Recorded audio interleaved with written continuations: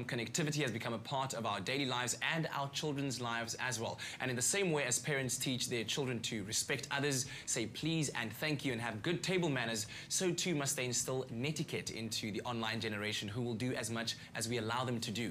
Now this morning we chat to creative parenting expert Nikki and co-author of the new book Tech Savvy Parenting about what we can do to ensure that our kids behave online. So Nikki, when it comes to online behavior, what qualifies as bad behavior? There are a few things, Kat.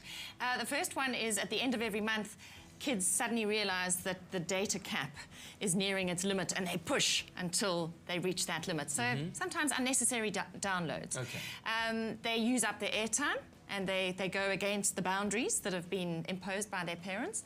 And then when they visit friends' houses, sometimes they go and download big data on somebody else's account. Okay. It's actually quite rude. It is, if you think about it. Now, I know that you use the example of the cyber cookie jar.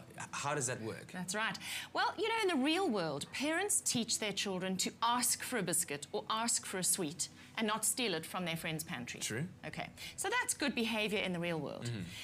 Therefore, when we're visiting friends, we must ask if we want to download something that's of a reasonably large size. Yeah. Because otherwise, we are actually stealing cookies from the cookie jar without permission. This is true when you think about it. Yeah, so, you know, that really goes back to being a nice human being, having good manners, being mindful of other people's resources, because data is a resource today. It's a bit like electricity and water.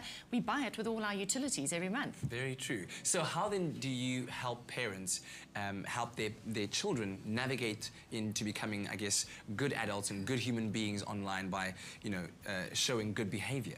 From the very first time they get a device, what parents and children need to do is sign a contract. They need to have a terms of agreement. So this is what we wish for you, and this is what your responsibilities are, and these are our responsibilities, and these are what you agree to in terms of fair use. And that includes things like not doing in-app purchases without your parents' permission, not going over your airtime limit, telling your parents if you change your password, because parents need to have some control over your devices and know what you're up to.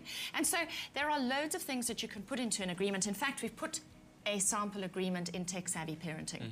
So parents can actually have a look there, they can chop and change it and make it their own.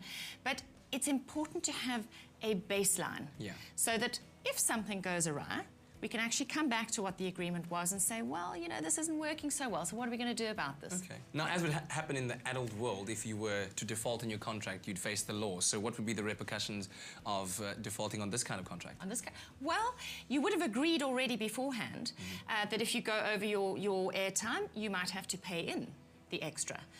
If you are nasty to somebody online, you might actually get your phone taken away from you or your access to the internet taken away for a period of time. Kat, at the end of the day, what we're really wanting for our children is that their behavior online and offline needs to be congruent, because really everything they're doing in either of the online or offline world is reflective of our family brand.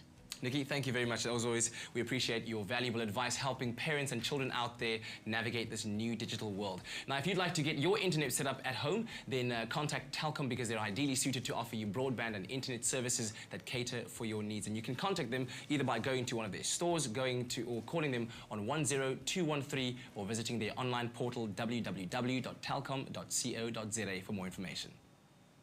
Turn your house into a connected home for only $3.99 per month from SA's best fixed and mobile broadband network. Call 10213 or go to a Telkom store.